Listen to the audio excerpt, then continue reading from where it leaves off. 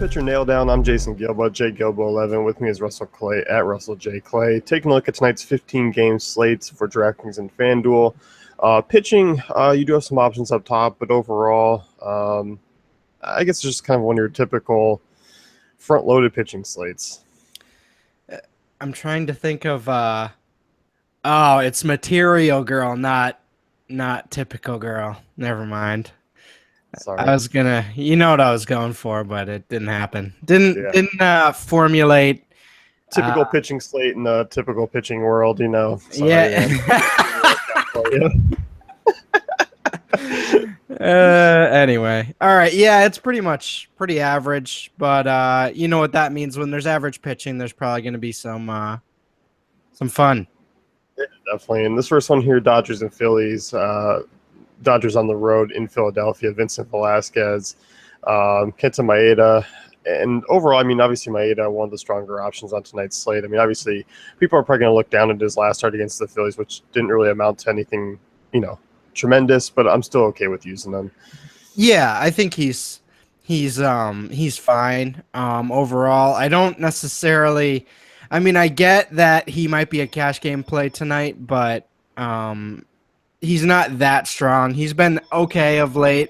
I think you can expect 15 to 20 DK points around there, but overall, kind of a tough price for him.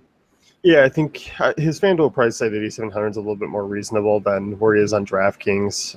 And as you mentioned, kind of been not trending downwards, but just kind of more average of late. So not going to give you anything crazy for upside. I think I'd probably look elsewhere in GPPs. And he's probably more of a FanDuel play than anything. He obviously had that 13K game against the Padres, but he's been okay, he's been good. He's been solid, but nothing crazy. So I think you kind of work going forward with that understanding and realize maybe the upside's a little capped. Yeah, I think so. And on the other side, Velasquez isn't really a guy I'm looking to use tonight. 15-game slate, I don't see the need to really take the risk. Obviously, strikeout upside is certainly something that he favors, but I don't really see him doing well in this matchup. Not with the lefties in this grouping, especially Corey Seager and Josh Reddick. I think you could just take the night off and don't worry about it. Yeah. Blue Jays and Yankees next year. Marco Estrada versus Michael Pineda. Marco Estrada's a guy who's obviously been pitching well, and obviously has pitched well against the Yankees. The one thing that kills me, I guess, is probably the price tag. It's still something I'm not a big fan of, but against his offense, obviously they do have some young guys in there, but still a bottom 10 offense right now. I'm okay with using him as well. I actually like him more than Maeda. I think the matchup's relatively similar. I think both the Yankees and the Phillies are kind of mediocre lineups at this point, especially if the Yankees are without Brett Gardner tonight. Estrada's been kind of a high floor guy, and he can get into that 25 to 29 point range. We've seen that of late, so I like this matchup quite a bit. I'm not as worried about the price. I think he's a cash game option. Yeah, 23.4% strikeout rate this year. He's missing some bats. Ground ball rate a little low for me, but obviously I'm definitely in agreement that he's a solid arm in all formats. And as you mentioned, no Gardner, and you're just looking at this lineup that obviously the main lefties are Ellsbury, Teixeira, McCann. Neither or all three are really light the world on fire. So Estrada definitely an option. And Pineda on the other side, I still think he's a GPP arm just because of that price tag. There is strikeout upside with Pineda, but there's also blow potential. And this Toronto team, continues to strike out a ton. We saw it last night. And overall, bottom 10 at WOBA in the second half. Right. Yeah, absolutely. So it's kind of annoying. You're a little bummed out. Yeah, I know. Super bummed out. But given the price tag, Pineda 8,400, and looking on FanDuel 70 or on DraftKings 7,900, it's okay for a tournament shot, but there is risk. I'm still reeling from yesterday, but yeah, okay, fine. Red Sox and Orioles next year. Giovanni Gallardo versus Eduardo Rodriguez. While Rodriguez has pitched better here since coming back from the minor leagues, these are two cheap arms. I can't see myself going down here. No, I hope not. I hope you don't do this to yourselves. unless you're banking on a totally contrarian, like weird night where the Red Sox like just hit everything straight to the shortstop or something, like it's just not a viable play really. So I don't see either side. No, I don't need it. Baltimore hasn't been good against lefties. Yeah. Rodriguez has had a tough time against Baltimore throughout his short career, and there's still enough right-handed bats for me that Rodriguez isn't quite the most accurate guy. He leaves pitches up. These right-handed bats will get to you. Yeah, for sure. Royals and Tigers here. Justin Verlander versus Danny Duffy. Two high-priced arms on the slate. Justin Verlander, my favorite option in this game, minus 140 favorites. He's been a strong option against the Royals this season. Been one of the more consistent pitchers, but obviously 12.9 on DraftKings is certainly a price I'm not in love with, but I do like him here on FanDuel at 10K. Yeah, I really like that price on 10K. Obviously, cash game viable there, and I think he's just cash game viable even at 12, 9, 13 on DK. It's a good matchup again. Mostly mediocre pitching tonight, so it's kind of like you're really setting yourself apart when you throw him into a lineup. So I do like him quite a bit, and I think his chances at getting a win are pretty solid as well. Yeah, I mean, you look over his last 10 starts, he's only gone over 2 earned runs once, and that was against Cleveland. Against Kansas City, I mean, he's been solid, 17 strikeouts in 14 innings, allowing 5 earned runs. He certainly can pay off the price tag, and obviously at home there, I don't have really an issue using him because on the other side, Duffy's weakness, I guess, this year has been against the Tigers. I mean, he's looked completely awful against them and kind of looks like his old self when he pitches against the Tigers. Over 3 starts or over 2 starts, 10 earned runs. Duffy's not able to pay off that price tag for me tonight, I don't think. I will say, if you started him against the Rays and you got that 16 strikeout performance in your lineups, you can just continue to fire him in because who cares? Because you already hit on that one. So just keep rolling with it. No, I'm just kidding, but I don't know. It's an okay matchup. I do worry about the front of that lineup against him, though. Like you mentioned, he hasn't been great against the Tigers either, so it's kind of wishy-washy, and you don't want to pay 12-7 for mediocrity. No, you definitely don't. And while Duffy has delivered high-ceiling games, you do take a 12 or you do take a game in the teens. It's not anything that you're going to come away with at the end of the night just because of that high 12-7 price tag. Mm-hmm.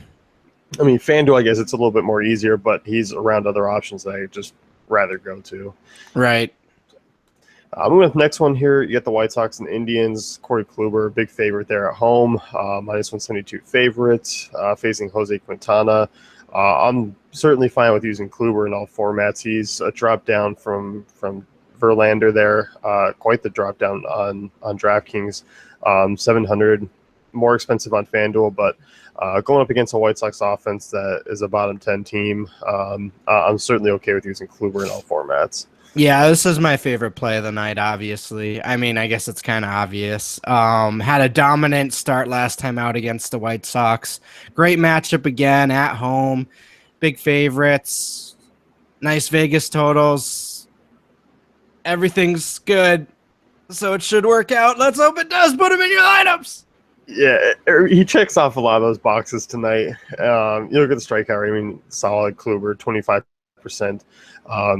Keeps the ball in the yard, 0.75 home runs per 9. And this White Sox offense, I mean, continues to just be very average against right-handed pitching, even below average. And they also have a 21% strikeout rate. So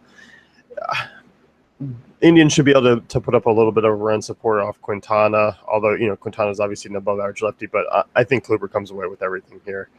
And again, I said that quickly because it's like this White Sox team is annoying. But hopefully this hits him on a down night, Yeah, no, I think so too. And as far as Quintana goes, I'm not exactly looking to pick on him, but I'm not exactly looking to use him either. Could I see him having a strong outing? Sure, but I'm not quite sure I'm going to use him in that price range. Right. I mean, I guess if you can talk yourself into the White Sox getting to Kluber, then he's an interesting option on FanDuel.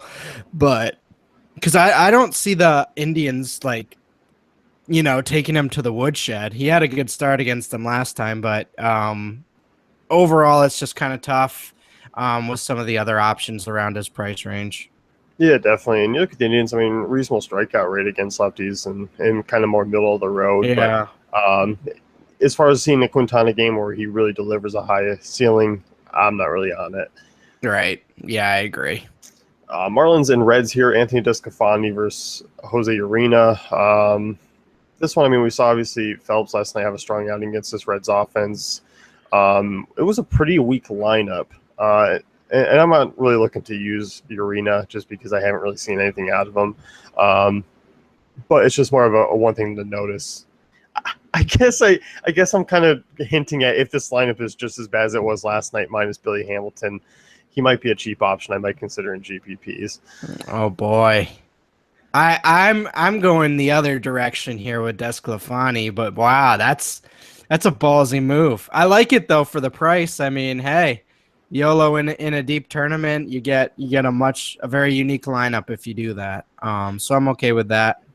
As far as Desclafani goes, though, I mean, this team's very different without Stanton in there. Obviously, Ozuna picks up a lot of the slack, but righty on righty, all you're really worried about is, D. Gordon and Yelich. So if you can get by those two, I think it's going to be smooth sailing. Yeah, definitely. I'm in agreement there. And it's not like he's been bad at home either. He's been pretty solid there. Obviously, the home runs are still a little bit of an issue, but I'm certainly okay. And he doesn't really have a big blow up factor. I mean, we haven't really seen that since he's come back this year. I mean, he's been pretty solid, so I'm definitely okay with that price. FanDuel, I'm probably looking to not use him, but I think he's more of a DK play for me. Yeah, definitely more so on DK. Padres and Rays, Blake Snell versus Edwin Jackson. Rays big favorites there, minus 176. And I think we're going to continue the train of rolling out some pitchers against the Padres here. Yeah. I've been kind of, I won't say fading, but I haven't been getting a ton of exposure to those matchups of late, and it's hurt. I mean, obviously there's been a bunch of good pitching, so like you can survive it, but yeah, I don't think you necessarily want to fade some solid lefty arms against this Padres lineup now. It's just so weak. Losing Matt Kemp was kind of a big deal, Yeah, I mean, Matt Kemp, I mean, Melvin Upton, I feel like people sleep on Melvin Upton as far as what they lost. I mean, the guy just ran for days. It was good against lefties this year. But, yeah, it's a different team. I mean, that strikeout rate is really super high still against lefties, 24.4%. And you look at Snell, I mean, he's a guy who I really don't mind in all formats, just given the price. And he's able to miss some bats. I mean, swinging strike rate near 10%. Not a ton of hard ball contact. He's a guy far away. I don't care. Yeah, and for his price, I'd say he's a pretty high floor guy. So I kind of trust this matchup quite a bit. I don't really see any way this lineup like gets to him in a big way. Maybe he gives up a few runs, but I don't see a blowout or anything like that. No, and you look, I mean, obviously, I mean, back early July, he had some rougher starts, and obviously coming off one of his poorer ones in the last stretch there. But before that, I mean, pretty solid numbers. I'm certainly okay at the price tag. I mean, talented arm. It should be able to do fine here against this Padres offense. I agree. Yep. As far as Edwin Jackson goes, he's a guy who's been frustrating because he's supposed to be a guy you just completely stack against, but he's actually been pretty solid. Yep. In a tournament sense, at 5,800, I'm fine. Go for it. I really don't mind it in the deep GPP play, but it's definitely high risk. This sounds like someone. You didn't start Pirates against them last time, did you? Yeah, I did. Yeah, this sounds like someone jaded by the Pirates and the Brewers and the Reds and yeah, I know. You know, it's just something I like to fire away against Edwin Jackson because he's just. Well, I'll probably be doing it again tonight, but at least with the lefties in that Rays lineup. But yeah, no, I agree. A 5,800 on DK is pretty cheap. I'm not touching him on FanDuel, but I mean DK. Hey, weirder things have happened. And this is more. I'm more diving into guys like him and Urena because there is a Coors game. Yeah. You know, if there wasn't that high price guys that you maybe want to stack or get into your lineups, you wouldn't even be looking at them. But because the slate's a little bit different, I'm okay with kind of giving them a look here. Right. As far as the Twins and Braves go here next, Irvin Santana, Joe De La Cruz. Santana's at a price tag I don't really feel like using him. 9K on DraftKings. FanDuel, 7,600. He's a little bit more reasonable there, but because Snell's right there, because you have other options below, he's just kind of a guy I'm fading. Yeah, I'm not really seeing it. As you mentioned, it's just kind of the other options around him. I'm not really interested. Now, not that it's a bad matchup, but I mean, obviously, I don't think he's going to pay out the price tag either. And there's just too many other guys who I think have higher upside. Next one here, you get the Cubs and Brewers. Jason Hamill versus Chase Anderson, and Hamill's pitched pretty well here in the second half, and has pitched really well at home. But for 10-9, I can't really get behind it. I mean, obviously, the Brewers do have a high strikeout rate. I mean, I guess FanDuel makes a little bit more sense just because he's cheaper, 9,600, but he's still priced pretty heavily. Just go Kluber. Just go Kluber. That's how I feel. I mean, that's no the need. problem. Yeah, just go Kluber. There's no need to pay 10-9 for Hamill. He just doesn't have that same upside that we look for with a Verlander or a Kluber, and he's sort of priced in that same range tier, you know? So whatever. I'm not dealing with it. There is some strikeout upside. I'm not going to completely write him off, but I probably won't have a ton of exposure just because I see myself paying down at an SP2 spot and maybe leaning elsewhere as far as SP1s go. A strikeout upside as in like 6 or 7? Yeah, I mean 7 or 8. I mean, just because this team, I mean this Brewers team is something that they do strike out a ton. Yeah, no, that's true. That's definitely true. I mean, near 26% strikeout rate against Braves this year. So that's not good. No. That's not good, folks. Yeah, I'm not writing off Hamill, but I just don't see it in terms of roster construction and salary, how he fits into my lineups. Right. As far as Chase Anderson goes, I'm not looking to use him. If I'm going cheap, I'm going somewhere else. That's going to be a whammy for Chase Anderson tonight. That's going to be rough. He'll be smiling, though. He's not smiling anymore. Oh, he's always smiling. He's pitched pretty well.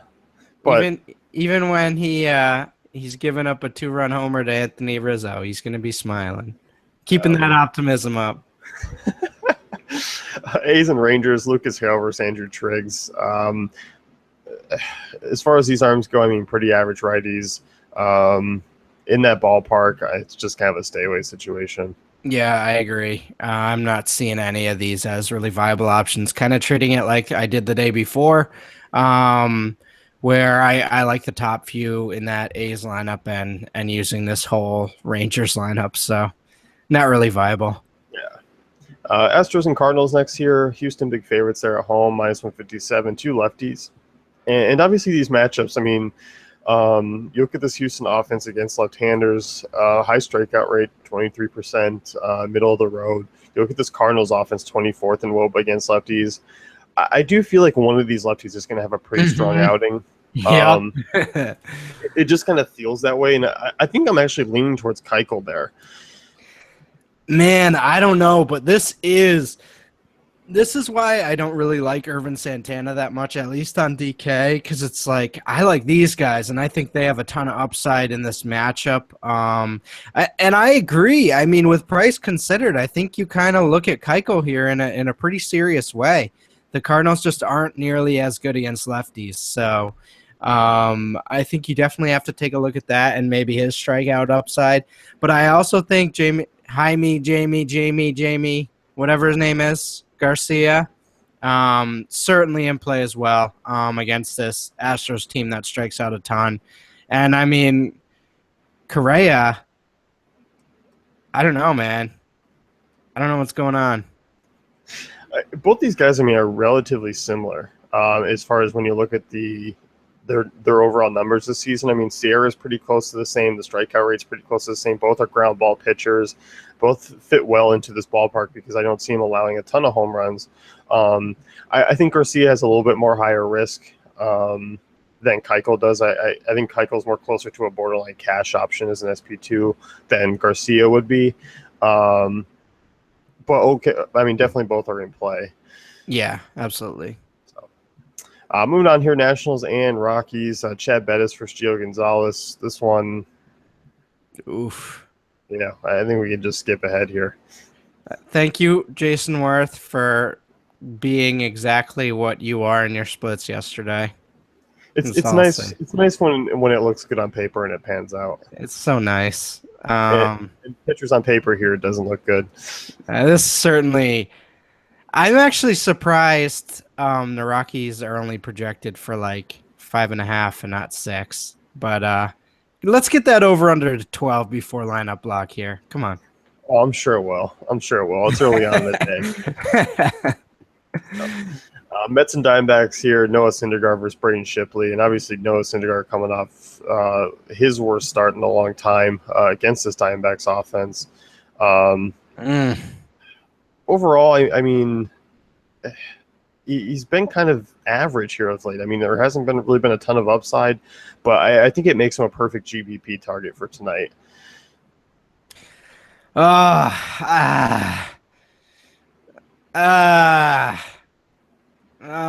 sorry, I have kidney stones. I don't know, man.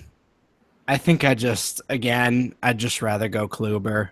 I think your reaction is perfectly what I was looking for when I said GPP option, because I think that's what people are going to do, and you're going to get him at fairly low ownership. You're probably right. No, you're probably right. And I guess I'm not as nuanced in the thinking of Syndergaard right now. I don't know. I don't trust it, as you mentioned.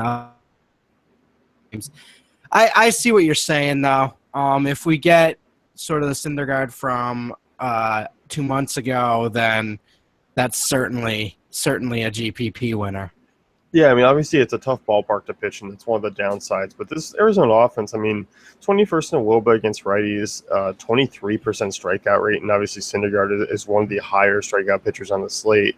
I can see him kind of going in and having a solid start. He is a decent favorite there, minus 160.